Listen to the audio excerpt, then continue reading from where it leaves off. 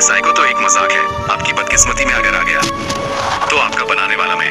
एक मजेदार एक अंदाज है, कॉमेडी प्लस डर क्या होता है आज दिखाओ कर चालो।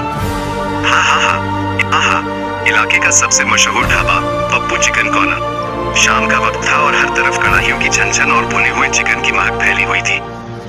ढाबे का मालिक पप्पू, जो कि सिर से एकदम टकला, गोल मटोल पेट वाला और शरीर से भारी भरकम इंसान था, अपनी कढ़ाई के सामने खड़ा होकर पसीना पोंछ रहा था। उसके चेहरे पर लालच और चालाकी साफ दिखती थी। तभी ढाबे पर कुछ रेगुलर ग्राहक आए और चिल्लाए, अरे पप्पू भैया, बहुत दिन हो गए यार तुम्हारे हाथ का कड़क चिकन नहीं खाया, आज कुछ कड़क बना दो। पप्पू ने अपनी तोंद पर हाथ फेरा, टकला चमकाया और हंसते हुए बोला, अरे भाई साहब, आज तो ऐसी ताजी मुर्गियां लाया हूं कि खाते ही उंगलियां चाटते रह जाओगे। अभी इन्हें काटूंगा और ऐसा मसाला मारूंगा कि तबीयत खुश हो जाएगी। पप्पू अपनी ही धुन में बड़बड़ा रहा था कि तभी ढाबे के कोने वाले बेंच पर बैठे एक अजीब अजनबी पर उसकी नजर पड़ी। उस अजनबी का नाम था अम्मी। अम्मी का लुक ऐसा था कि कोई भी उसे देखकर रास्ता बदल ले। लंबे लंबे काले बाल जो उसकी आंखों और गालों तक आ रहे थे, कसरती और एकदम तगड़ी मस्कुलर बॉडी, आंखों पर काला चश्मा और चेहरे पर एक ऐसी मुस्कान जो हंसती कम थी और डराती ज्यादा थी। अम्मी जानवरों से बेइंतहा प्यार करता था, उनका दर्द समझता था। वो चुपचाप अपनी चाय की चुस्की ले रहा था, लेकिन जैसे ही उसके कानों में पप्पू के वो शब्द पड़े कि ताजी मुर्गियां लाया हूँ, इन्हें काटूंगा, अम्मी के हाथ में पकड़ा चाय का गिलास कांप गया। उसके लंबे बालों के पीछे छिपी आंखें गुस्से से लाल हो गई। अम्मी धीरे से उठा, उसकी तगड़ी बॉडी को देखकर कढ़ाई चलाता हुआ मोटा पप्पू भी एक पल के लिए सहम गया। अम्मी ने चाय का खाली गिलास काउंटर पर रखा, पप्पू की आंखों में आंखें डाली और बेहद ठंडी, कांपती हुई आवाज में कहा, पैसे दे दो। पप्पू ने डरते डरते खुले पैसे उसकी तरफ बढ़ाए। अम्मी ने पैसे लिए और बिना कुछ और बोले गुस्से में पैर पटकता हुआ वहां से चला गया। पप्पू ने राहत की सांस ली और बड़बड़ाया, अजीब संग की आदमी था, मुर्गियों की बात क्या की, ऐसे घूर रहा था जैसे मुझे ही कच्चा चबा जाएगा।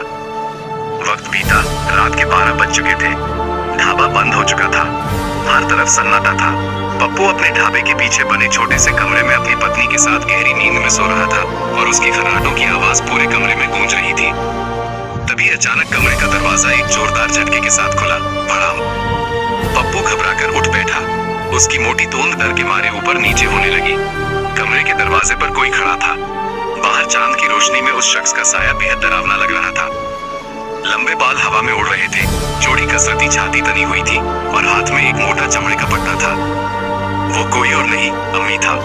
पप्पू हकबका गया, उसका टकला डर के मारे पसीने से चमकने लगा। वो हकलाते हुए बोला, अरे भाई, तुम रात के 12 बजे यहाँ क्या कर रहे हो? दुकान बंद है, चिकन कल सुबह मिलेगा। अम्मी धीरे धीरे कदम बढ़ाते हुए पप्पू के बिस्तर के पास आया। उसके चेहरे पर वही साइको मुस्कान थी। उसने अपनी भारी आवाज में बोलना शुरू किया, पप्पू भैया, आज तेरा प और पू अलग करूंगा। आज तूने बहुत पाप कर लिए, बेजुबानों को काट काट कर बहुत पैसे कमा लिए ना, अब तुमको आना पड़ेगा।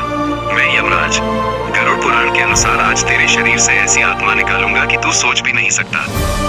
दूसरों को कड़ाही में तलने वाले, आज मैं तुझे तलूंगा। आज तेरा प और पू दोनों अलग होकर रहेगा। ये सुनते ही पप्पू के होश उड़ गए।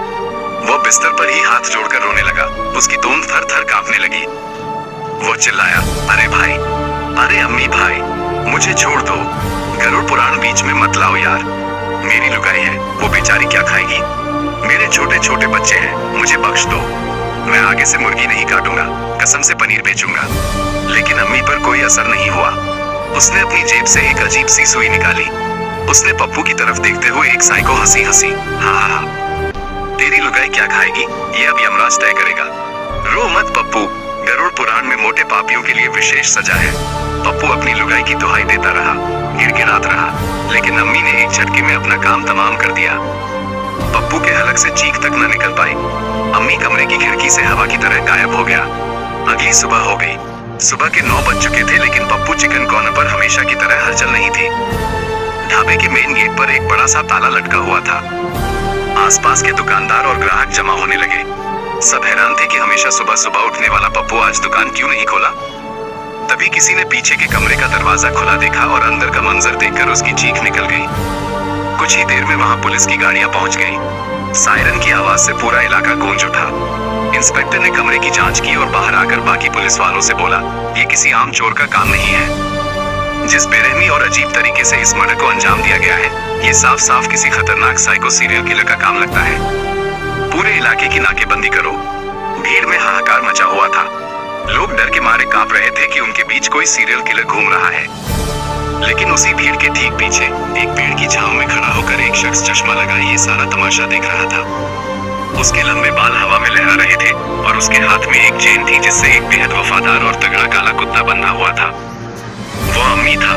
अम्मी ने अपने कुत्ते के सिर पर हाथ फेरा, पुलिस की गाड़ियों को देखा, अपने चश्मे को ठीक किया और एक गहरी दार्शनिक मुस्कान के साथ बड़बड़ाया, दुनिया में क्या हो रहा है? हम क्या जीते हैं? हम क्या मारते हैं?